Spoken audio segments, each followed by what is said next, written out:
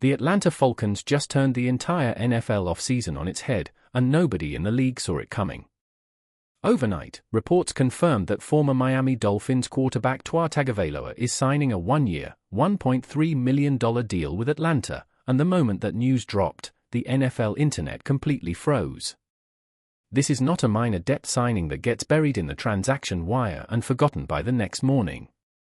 This is a move that immediately reshapes the quarterback conversation in Atlanta, puts a young player's future under the microscope, and raises serious questions about the direction of the entire franchise heading into the 2026 season.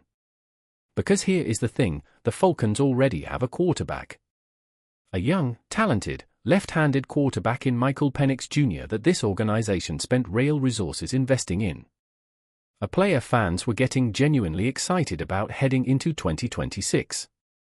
The expectation from everyone watching this team was that Penix was the present and the future, that the organization had made its choice, and that this offseason would be about building around him, not introducing competition before he ever had a legitimate chance to prove himself at the professional level. So why, with all of that already in place, would Kevin Stefanski and the Falcons front office go out and sign another left-handed quarterback with starting experience? That is the question driving the entire conversation right now, and the answer might tell us everything about where this franchise is actually headed. Let's start with what we actually know, because the facts alone are remarkable enough to carry this story without any embellishment. Tua Tagovailoa was released by the Miami Dolphins, who are now absorbing an NFL record $99 million in dead cap money just to move on from him. Take a moment to process that number, $99 million in dead cap. That is one of the most staggering financial commitments to a player departure we have ever seen in professional football. Miami clearly decided that it was time to completely reset their quarterback situation, and they were willing to absorb one of the most painful cap hits in league history to do it. That decision alone tells you everything about how the Dolphins evaluated the long-term viability of their quarterback situation. And within hours of that release, the Atlanta Falcons moved quickly. 1 year. $1.3 million. Done. On the surface, that deal looks like low-risk depth, a veteran backup in case of injury, insurance at the most important position in football. Teams do this kind of thing regularly and nobody gives it a second thought. A veteran minimum deal for an experienced player who knows the position is textbook roster management, and under normal circumstances, this story would not generate a fraction of the attention it is currently receiving. But this is not a normal backup situation, and that is exactly why the entire NFL world is paying attention to Atlanta right now. Tua Tagovailoa is not a career backup. He has been a starting quarterback in this league. He has led an offense, managed high-pressure moments, and operated under the weight of being the face of an NFL franchise. When you sign a player like that to your roster, the expectations inside the building shift immediately, whether the coaching staff intends it or not. Veterans with starting experience do not walk into a quarterback room as silent supporting characters. Their presence alone changes the dynamic, and every single person in that building understands it. Now let's talk about the player at the center of all of this, Michael Penix Jr. Just weeks ago, the narrative around Penix was clean and uncomplicated. He was the future. The Falcons had invested in him, developed a plan around him, and the expectation from fans and analysts alike was that 2026 was going to be his season, his chance to finally show what he could do at the professional level with a full off-season of preparation and the complete backing of his organization. That is a powerful position for a young quarterback to be in. Clarity, organizational confidence, and the freedom to develop without constantly looking over your shoulder are conditions that produce growth. Every quarterback who has ever broken through at the professional level will tell you that knowing your coaching staff is fully behind you changes how you practice, how you prepare, and how you play on game day. But now? Imagine being Michael Penix Jr. today. You wake up and find out that a quarterback with legitimate NFL starting experience just signed with your team. A quarterback who throws with the same hand as you. A quarterback who, depending on how the coaching staff frames the competition, could walk into camp and immediately challenge you for the starting job that everyone assumed was already yours. That changes everything. Practice representatives suddenly carry more weight. Every preseason throw becomes a statement. Every decision, every completion, and every mistake gets filtered through the lens of comparison. Who looked better today? Who ran the offense more efficiently? Who gives Atlanta the best chance to win in Week 1? Those questions might not get answered publicly, but inside the building, everyone is asking them. And that kind of pressure on a developing quarterback can either forge them into something great or fracture the foundation that was supposed to be building confidence.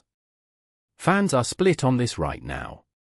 Half of Falcons fans are furious, arguing that bringing in Tua signals a lack of belief in Penix before he ever truly got his shot. The other half is cautiously optimistic, pointing out that healthy competition raises everybody's level and that having a veteran presence in the quarterback room could actually accelerate Penix's development. Both arguments have real merit, and both deserve to be taken seriously rather than dismissed. This is exactly why this debate is not going away anytime soon, because neither side is operating from a position that is obviously wrong. This brings us to the man who has to answer for all of it, head coach Kevin Stefanski. Stefanski has always been known as a coach who values flexibility. He builds systems designed to adapt to different quarterbacks, different skill sets, and different matchup demands. In theory, that kind of coaching philosophy is a genuine competitive strength. It keeps opponents off balance and gives the offense multiple identities to lean on depending on the game situation. A coach who can scheme around different personnel and adjust his system to fit his personnel rather than forcing his personnel to fit a rigid system is a valuable asset in the modern NFL. But flexibility has a shadow side, and that shadow is uncertainty. When a head coach continuously explores multiple quarterback options rather than committing clearly and visibly to one direction, the outside world starts reading between the lines. Reporters start asking uncomfortable questions. Fans start wondering what is really happening inside the facility. And that noise, even when it is completely unfair to the players and coaches involved, can seep into a locker room faster than most people realize. Players are not insulated from the outside conversation. They have phones, they have families, and they have teammates who are watching the same coverage everyone else is watching. Stefanski needs to get out ahead of this narrative quickly, because right now the story writes itself in the worst possible direction if he allows it to sit without clarity. If the Falcons come out of this offseason without a clear, publicly communicated quarterback plan, every single thing that happens in training camp gets filtered through the controversy lens. Every day Tua has a strong practice becomes fuel for the debate. Every day Penix makes a mistake becomes ammunition for critics who will argue the Falcons should pivot to the veteran. Quarterback controversies in the NFL are like wildfires, they spread fast and they are very hard to contain once they get going.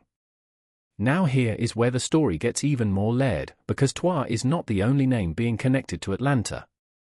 Reports have also surfaced linking the Falcons to Dillon Gabriel, potentially through a deal involving the Cleveland Browns. The moment that possibility entered the conversation, it completely changed the scale of what Atlanta might actually be doing. Because teams do not explore multiple quarterback possibilities at the same time unless something bigger is happening behind the scenes. You do not casually juggle 3 quarterback situations in the same offseason unless the front office is genuinely rethinking the entire direction of the position. Roster management is intentional, and when multiple moves point in the same direction at the same time, there is almost always a larger strategic logic driving those decisions. So now fans and analysts are asking a much larger question than just Tua versus Penix. They are asking whether Atlanta actually has a coherent plan at quarterback, or whether the front office is throwing options at the wall and hoping something sticks. That is a fair and serious question, and right now the Falcons have not given anyone a clear enough answer to quiet it down. On paper, you can construct a version of this that makes sense.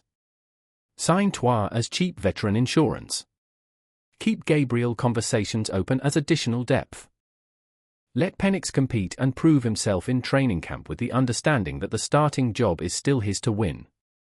That is a legitimate front office strategy. Quarterbacks get hurt, seasons collapse overnight when your starter goes down and there is nothing behind him, and building real depth at the position is not panic, it is responsible roster construction. But that explanation only holds if the communication inside the building is crystal clear. If Penix knows exactly where he stands, if the coaches are completely aligned on the vision, and if the veteran additions are brought in as genuine support rather than as quiet competition, the situation can work. The moment those lines get blurry, everything breaks down, and the Falcons find themselves managing a storyline that has nothing to do with winning football games. The reaction across the league has been exactly what you would expect: loud, divided, and completely unable to look away. Social media exploded the moment the Tua to Atlanta rumors became official confirmation. Fans from every fanbase started weighing in, largely because the image of two left-handed quarterbacks competing in the same quarterback room is genuinely something most people in the history of the NFL have never seen before. Some fans thought it was unintentionally hilarious. Others argued it was actually strategically interesting, pointing out that the offensive line and pass catchers would barely have to adjust if the starter ever changed, because both quarterbacks throw from the same side and could theoretically operate within similar offensive concepts without requiring wholesale schematic changes. But the serious conversations happening around the league all point to the same central tension. Atlanta is a franchise at a crossroads, and the decisions being made right now will echo for years. NFL analysts are watching Stefanski closely, and there is good reason for that level of scrutiny. This is a coach with something to prove after the way his tenure ended in Cleveland. He has a talented roster in Atlanta, real weapons around the quarterback position, and a fanbase that is hungry to believe in a clearly defined direction. The absolute worst outcome for Stefanski right now is walking into the regular season with a quarterback situation that nobody, including the players themselves, fully understands. Players feel organizational confidence. They feel when the coaching staff believes in them completely and without reservation. And they feel just as quickly when that belief starts to waver, even if nobody says a word publicly. So let's zoom all the way out and look at the real decision facing the Atlanta Falcons right now. There are two clear paths forward. The first path is a full commitment to Michael Penix Jr., making it clear, publicly and privately, that this is his team, his offense, and his opportunity to establish himself as a long-term NFL starter. Under this approach, Tua functions as depth, as a veteran voice in the quarterback room, and as a professional resource for a young player still learning how to operate at the highest level. The plan, the identity, and the future of the franchise revolves entirely around the young quarterback. This path requires patience. It requires a willingness to absorb growing pains. It requires a coaching staff and front office committed to building something sustainable rather than chasing short-term results. The second path is an honest, open competition. The Falcons go into training camp with both quarterbacks genuinely competing for the starting role, evaluate both players fairly across the full preseason, and let performance decide who lines up under center for Week 1 of the 2026 season. This path carries higher risk because it introduces the uncertainty that can fracture a locker room, but it also has a legitimate ceiling. If Tua comes in and genuinely outperforms Penix across an honest evaluation process, Atlanta ends up with a more experienced starter and reliable depth behind him. If Penix wins the job outright against a legitimate challenger, he enters the regular season with the confidence of having earned his position under pressure rather than simply inheriting it. Both paths can lead somewhere worthwhile. But what absolutely cannot happen is a drift between those two options, where the Falcons never fully commit to either direction and walk into September with a quarterback room full of talent and zero clarity. That third path is where quarterback controversies are born, where locker rooms quietly fracture, and where coaching staff spend entire seasons managing damage instead of developing players. If Atlanta goes down that road, no performance on the field will quiet the noise until one player separates himself so decisively that the debate becomes impossible to sustain. The Atlanta Falcons have turned themselves into the most fascinating quarterback story in the entire NFL this offseason, and the wildest part is that we are still weeks away from training camp with significant development still possible between now and the moment these quarterbacks actually compete for real.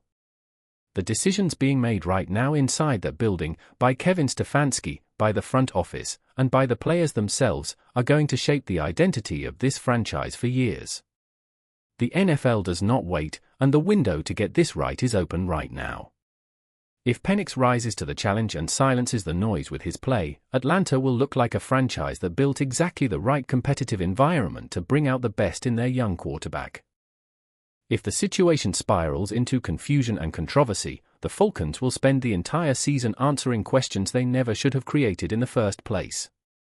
One move, one contract, and the entire direction of a franchise suddenly looks like a question nobody can answer with confidence. That's the story we're watching unfold right now, and it is far from over. Drop your take in the comments below. Do you think signing Tua was the right move for Atlanta, or did Kevin Stefanski just undercut Michael Penix Jr. before he ever got a real shot? If you want daily NFL breakdowns, off-season analysis, and deep dives into the stories driving the league right now, hit that like button, subscribe to the channel, and turn on notifications so you never miss what drops next. The NFL offseason is moving fast, and we are covering every single move.